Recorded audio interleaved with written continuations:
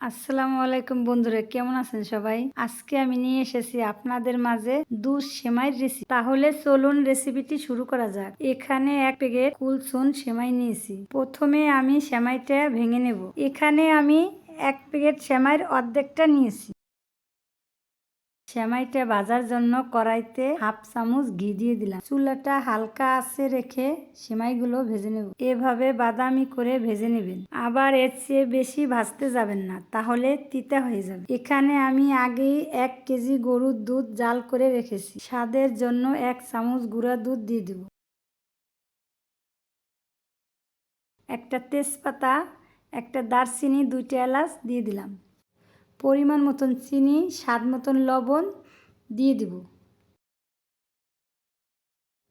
কিছুক্ষণ জাল করে সেমাইটা এর মধ্যে দিয়ে দিব।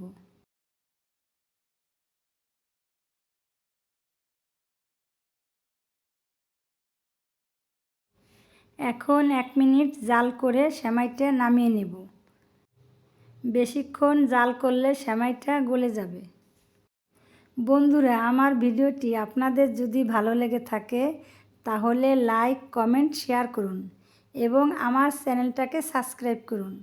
যারা ফেসবুক থেকে দেখছেন তারা আমার পেজটিকে ফলো করুন।